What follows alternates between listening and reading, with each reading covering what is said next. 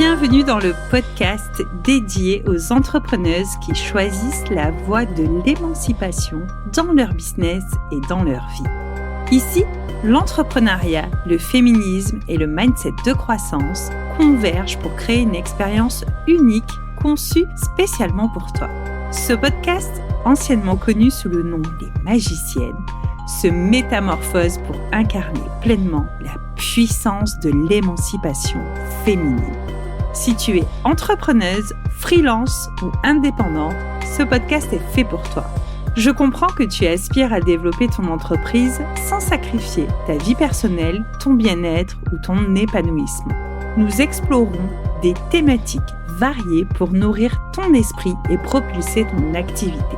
Chaque épisode est conçu pour te rapprocher un peu plus de ton véritable potentiel.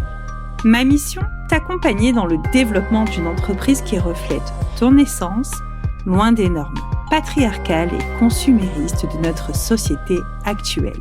Je crois en l'importance de prendre soin de soi, de sa famille, tout en bâtissant une entreprise florissante. Sois prête à redéfinir ton succès à ta manière. Libère ton potentiel, explore ton essence, c'est l'heure de l'émancipation féminine.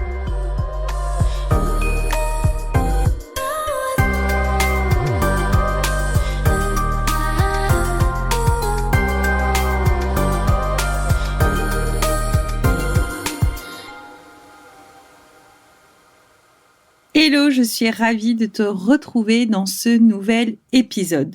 Aujourd'hui, j'ai envie que l'on voit ensemble comment cultiver un état d'esprit positif pour surmonter les défis entrepreneuriaux. Autrement dit, c'est quoi un mindset positif en affaires ?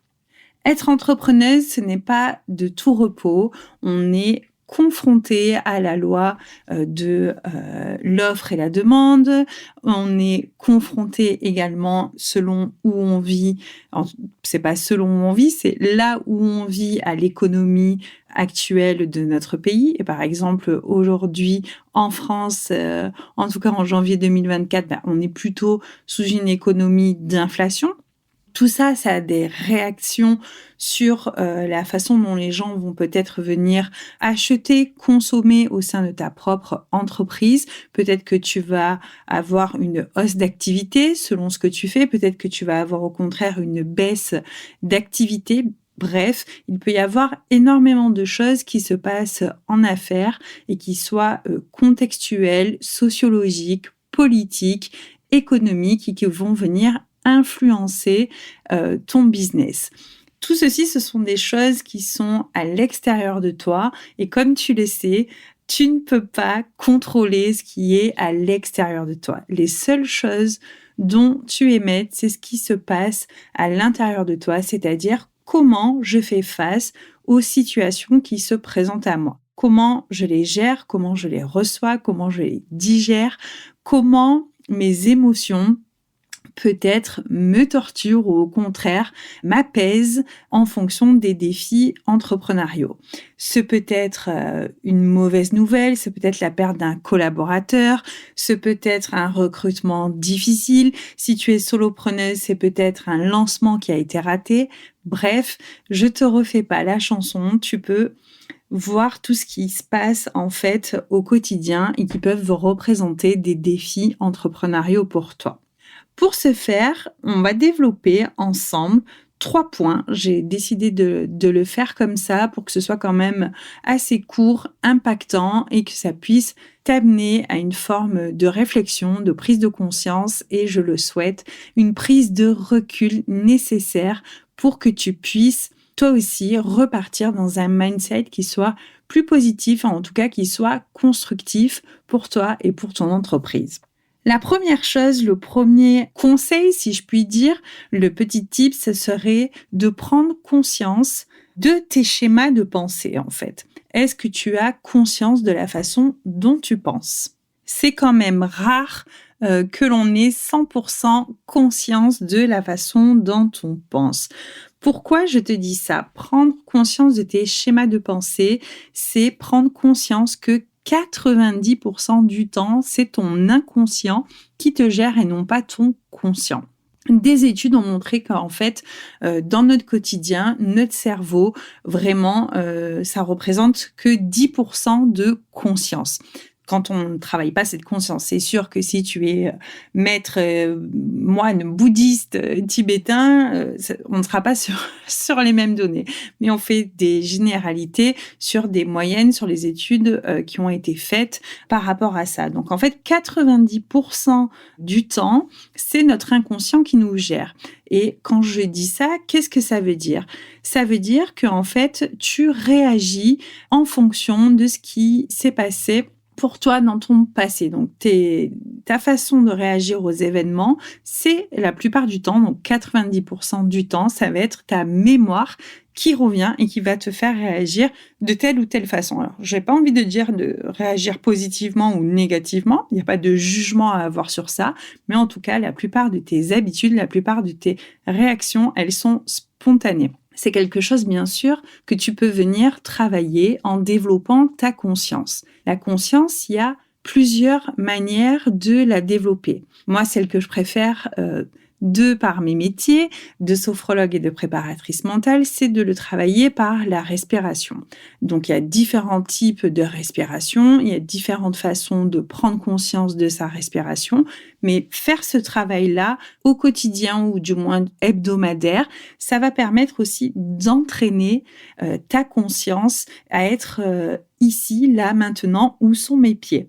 Donc, prendre conscience. Ça peut être de ta respiration, des points d'appui de ton corps, ça peut être qu'est-ce que je suis en train de faire à l'instant T, ça peut être aussi par le yoga, ça peut être par la pratique effectivement de la sophrologie, ça peut être par la pleine conscience, etc., etc. Il y a vraiment beaucoup de façons de prendre conscience de nos schémas de pensée et de nos réactions au quotidien. Ça me permet d'enchaîner sur le deuxième point. Comment tu peux repérer ton dialogue interne ? Le schéma de pensée, c'est cette histoire d'inconscient et de conscient. Tiens, comment ça s'organise en moi ? Comment ma vie passée vient faire ressurgir les choses ? Et le dialogue interne, c'est comment est-ce que je me parle au quotidien ? Comment est-ce que je m'apprécie ? Et ça, c'est venir repérer aussi parfois tous les dysfonctionnements que l'on peut avoir avec soi. On peut être souvent quelqu'un d'hyper bienveillant, attentionné pour les autres, et ce petit diable pour soi-même, cette auto-ennemi, j'emploie des mots très forts, mais ça peut être souvent comme ça. En tout cas, je l'ai eu repéré chez beaucoup de clientes et je le repère beaucoup autour de moi, que ce soit dans ma famille, mes amis ou chez d'autres entrepreneurs. Ces jugements que l'on peut avoir, donc dans jugement, c'est vraiment ce dialogue interne qu'on peut entretenir avec soi et qui peut être très dur. Par exemple, de se dire « je me trouve grosse », je ne suis pas capable, je n'y arrive jamais, tout ce que j'entreprends est voué à l'échec, etc., etc. C'est vraiment parfois même des gros mots, de se dire qu'on est conne, qu'on est stupide.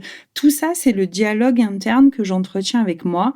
Et la question du jour, pour toi, c'est comment ça se passe pour toi en fait ? Comment tu te parles au quotidien et comment tu peux améliorer ça ? Parce que c'est sûr que si tu te déprécies au quotidien, face aux défis entrepreneuriaux, peut-être que tu n'arriveras pas à surmonter une étape, alors que si tu parlais de toi à toi-même avec bienveillance, peut-être que finalement cette situation elle serait pas si insurmontable que ça, parce que si tu parlais à ta meilleure amie, certainement que tu lui enverrais beaucoup d'affection, beaucoup d'amour, beaucoup de courage pour faire face à ses propres défis entrepreneuriaux. Le troisième point que j'avais envie de développer avec toi, c'est d'accepter aussi la juste temporalité des choses, surtout en business. Qu'est-ce que j'entends par là ? J'entends par là que Rome ne s'est pas faite en un jour et que souvent, surtout dans l'entrepreneuriat en ligne, on a envie d'aller vite, vite, vite. On se compare. Notre point A est comparé au point Z, par exemple, d'une autre entrepreneuse et on n'accepte pas la temporalité des choses. C'est-à-dire que on met quelque chose en place. Par exemple, tu mets une nouvelle offre sur pied et tu n'as pas la patience de la développer. tu n'as pas la patience ou le courage de réitérer certaines choses. L'entrepreneuriat, tout comme une ville, ne se fait pas du jour au lendemain. Donc, c'est vraiment accepter que les choses vont prendre un certain temps et que tu n'as pas la toute-puissance de contrôler ce temps. Parfois, pour certaines personnes, développer une entreprise va se passer vite, mais pour la plupart d'entre nous, la plupart des entrepreneuses, vraiment, si tu discutes avec les gens, parfois tu as l'impression qu'il y a une réussite qui est immédiate en 1 an ou en 2 ans, et puis finalement, quand tu creuses, quand tu échanges avec eux, non, peut-être que ça faisait 4 ans, 5 ans qu'ils avaient développé d'autres projets, que du coup, ils ont eu des réitérations, des itérations et qu'ils ont appris à se connaître, ils ont appris à faire face à leurs défis entrepreneuriaux, ils ont appris à digérer les choses qui n'ont pas fonctionné et à accepter que parfois on ne maîtrise pas tout et que surtout l'entrepreneuriat c'est une histoire de développement de soi tout comme c'est une histoire de développement de son activité. Les deux vont de pair. Vraiment. Donc, accepter cette temporalité, accepter que, par exemple, pour tester quelque chose, peut-être que ça va prendre 3 mois, 6 mois, en tout cas, c'est vraiment le conseil que j'ai envie de te donner. Teste quelque chose à fond pendant 3 mois, pendant 6 mois, et après, tu pourras prendre la décision de passer à autre chose. C'est sûr que si tu te mets dans un projet que tu commences à développer, je te dis n'importe quoi, une nouvelle offre d'accompagnement ou une nouvelle façon de communiquer et qu'au bout de 15 jours, tu as la sensation que ça ne va pas assez vite parce que on est dans une ère digitale, dans une société où tout doit aller vite, où tout doit prospérer. En plus, il y a un culte de la performance. Si tu te compares à des personnes qui postent depuis 4 ans, 5 ans, 3 ans et qui ont des grosses communautés alors que toi, tu démarres, tu vas avoir la sensation d'être en échec et que eux, dès qu'ils postent quelque chose ou dès qu'ils font une offre, ça se remplit vite. Oui, mais en fait, il y a des itérations, il y a de l'entraînement derrière, il y a une connaissance peut-être de sa clientèle cible qui fait que c'est ça qui va plus vite. Mais en soi, s'il recommençait à zéro comme toi sur autre chose, ça prendrait du temps. Donc, accepte ça, c'est quelque chose vraiment d'important. Et c'est pas facile parce que on est dans une ère de consommation où on doit délivrer ou consommer du contenu tout le temps. On est dans une ère du zapping. Ça fait des années que ça dure et notre cerveau n'a plus la patience. Nous n'avons plus la patience. Et la plus grande des enseignantes, c'est vraiment la nature. La nature, elle a son propre rythme, elle a ses propres saisons et il y a des moments où on se développe, il y a des moments où on se met en sommeil, il y a des moments pour tout dans la vie. Et c'est pas parce que tu plantes une graine qu'elle va pousser dessus. T'auras beau tirer. Non, la graine, elle aura besoin de temps. Elle aura besoin d'amour. Elle aura besoin de soleil. Elle aura besoin de vent. Et elle éclorera au moment où ça sera le bon moment pour elle. En bonus, je te rajoute un 4e point qui est également d'oser se faire accompagner. Je vais comparer parce que le mindset, c'est beaucoup aussi lié à l'accompagnement des sportifs, en tout cas en préparation mentale. On peut accompagner tout le monde avec, mais principalement, c'est beaucoup utilisé, même si ça tend à se démocratiser beaucoup dans l'univers du sport. Et oser se faire accompagner en tant qu'entrepreneuse parce que souvent, tu es seule. Si tu es solopreneur, par définition, tu n'as pas d'équipe avec qui tu travailles. Alors peut-être que tu vas recruter des freelances de temps en temps, mais souvent, tu es là à faire le pompier, à avoir multiples casquettes parce que tu vas faire ton métier d'accompagnante, tu vas faire le marketing, tu vas faire la vente, tu vas faire la gestion de tes réseaux sociaux, ce qui fait énormément de charge mentale et peu de personnes avec qui échanger, discuter au quotidien.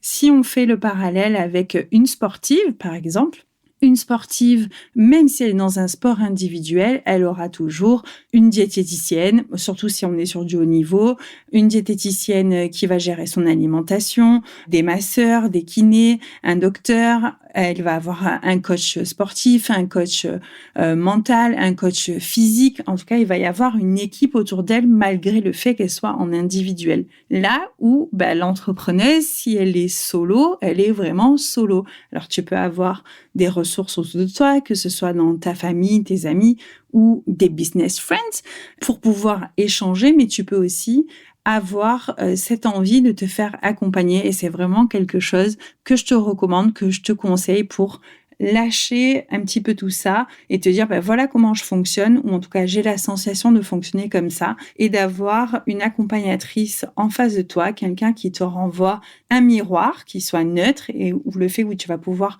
t'entendre raisonner, échanger, parler de toi va te faire avancer plus vite en termes de prise de conscience et en termes de grandissement de soi, si j'ai envie de dire. Donc vraiment, ne reste pas seul. C'est dommage en fait et tu perds énormément de temps. Donc si tu le peux, fais-toi accompagner et ce sera vraiment merveilleux pour toi. Tu verras, tu vas éclore d'une façon que tu n'as jamais vue auparavant. Voilà, j'espère que cet épisode t'a bien plu. Et puis je te dis à dans 15 jours pour un nouvel épisode. Bye bye! Si tu es arrivé jusqu'ici, c'est certainement que cet épisode t'a bien plu et je t'en remercie.